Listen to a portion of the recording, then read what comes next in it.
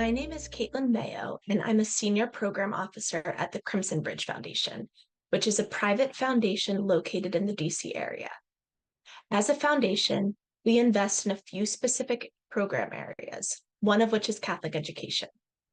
One of our flagship programs is Bridges for Schools, which provides small grants to Catholic schools to welcome and engage Hispanic and Latino families more effectively and holistically. For the first 5 years of Bridges for Schools, we focused our grant making in the DC region, and we're now expanding to other dioceses around the country. This webinar will be about 15 minutes. I'll share a bit about Bridges for Schools, including why we started the program and the impact that we've had over the past 5 years in DC. Then I'll share a couple of concrete examples from schools that we've partnered with in the Archdiocese of Washington, and wrap up by talking about our application process. To start with a bit of background, we launched Bridges for Schools 6 years ago as part of our efforts with the Archdiocese of Washington to welcome more Latino and Hispanic students into Catholic schools. As we talked to folks at the Catholic Schools Office and from other dioceses across the country, one thing became very clear. Scholarships alone would not move the needle when it came to Latino enrollment in Catholic schools. When we designed Bridges for Schools, we wanted to address one of the barriers that schools and families had told us about, which was communications. Helping schools reach parents and families in their own language, which in some cases is Spanish. But as we continued with the work, we realized that the heart of the issue was much broader than that, because at the end of the day, families want to be at a school where they feel like they belong, where they feel welcomed. And Catholic schools already have a natural advantage in this regard because of the mission of Catholic education. There's oftentimes already a profound sense of belonging and meaningful engagement in Catholic school communities. But as we think about Hispanic family engagement specifically, we've found that making investments in Spanish language communications, parent engagement, bilingual staff, and cultural competency can really have a positive impact. And those are the things that your school can fund through Bridges for Schools. At this point, we have 5 years of data from the Bridges for Schools program.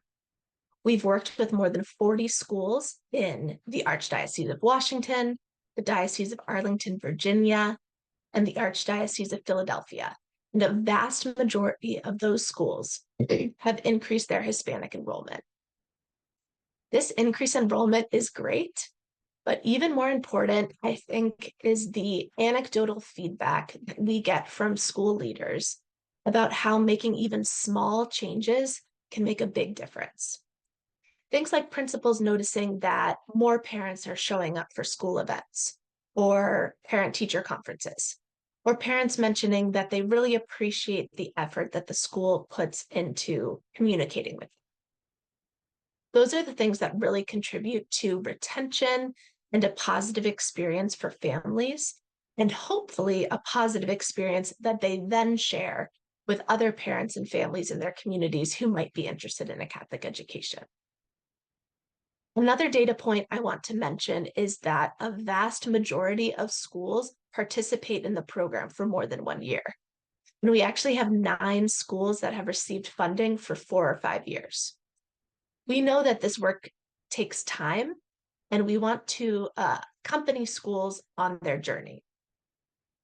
One other piece of feedback that we've heard again and again from schools is that so many of the strategies and practices that they're implementing for Hispanic family engagement are actually applicable to all families. These strategies make everyone in the school community stronger because they're all about building trust and relationships. I know there's a lot of text on this screen, but this information is also available in our Bridges for Schools program guide, which is on our website as a free download. This table shows examples of all the different ways that your school could use Bridges for Schools funding. You all are the experts when it comes to your school communities, which is why we leave it up to schools to propose how they want to use the funding. But we do like to provide a lot of ideas based on research, communications best practices, as well as what we've learned from schools over the years. Since we've started the program, schools have used funding in many different ways, but the work generally falls into the categories that I mentioned earlier: communications and marketing, parent engagement, bilingual staffing, and culturally responsive practices. I'm going to highlight just a few of these before we move on. So, translation of materials. This could be website content, enrollment information, marketing information, monthly newsletters, etc. To do translation, schools usually take one of two routes. They either use a professional translation vendor, or schools provide a stipend for fluent bilingual school staff to translate. Next, parent engagement. If you have parents who speak Spanish, some schools will provide a stipend for school staff or for a parent volunteer who the schools will oftentimes call their Latino liaison to translate at open houses, enrollment meetings, parent-teacher conferences, and provide other support for families. Another version of this would be the Madrinas program that the University of Notre Dame developed. We've also had schools create parent ambassador programs to guide new parents through the enrollment process and to welcome them to the school community, really walking with them through that first year and answering any questions that they have. The last type of project that I will mention is video creation. We've had several schools create amazing bilingual or Spanish language videos like virtual school tours or welcome videos. And we know that creating video content that is relatively evergreen and can be shared on your school's website and social media is a great investment. If you're interested in going with video, please reach out because we have many examples to share. Now, to show what all of this looks like in practice, I'm going to share a couple of concrete examples from schools here in the Archdiocese of Washington that we've partnered with over the years. My first example is St. John the Evangelist. They've been a partner for 5 years, and when we first started working with them, they were at 17% Hispanic enrollment and didn't have any Spanish language content available. They decided to use Bridges for Schools funding to provide an hourly stipend for a parent who serves as the Latino liaison for the school. The Latino liaison is fully bilingual and has a really comprehensive role. She translates documents, and as I mentioned before, not just the initial enrollment paperwork, but also things like the principal's monthly newsletters and other communications throughout the school year, which is so important for ongoing inclusion and engagement in the school community. She also provides in-person translation at open houses, parent-teacher conferences, HSA meetings, and she coordinates a parent support group so that families can get to know each other and accompany each other throughout the school year.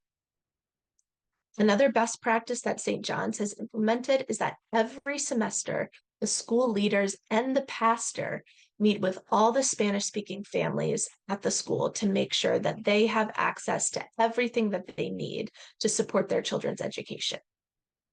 And lastly, over the past 5 years, the school has really made a concerted effort to increase their Spanish-speaking Hispanic faculty and staff. All of this work has resulted in a pretty substantial increase in both their Hispanic enrollment, going from 17% to 35%, as well as their overall school enrollment. The principal also has shared that she's noticed that families have become more engaged in the school community and that Spanish-speaking parents in particular have started initiating parent-teacher conferences because they know that that translation support is available. My second example is St. Raphael's in Rockville, Maryland. They've also been a partner for 5 years, and I like using them as an example because you can really see the progression of work that they've done over time. They started by translating and printing all of their school marketing information in Spanish. They used a professional translation vendor for that, and then their Spanish teacher reviewed all of the documents for accuracy.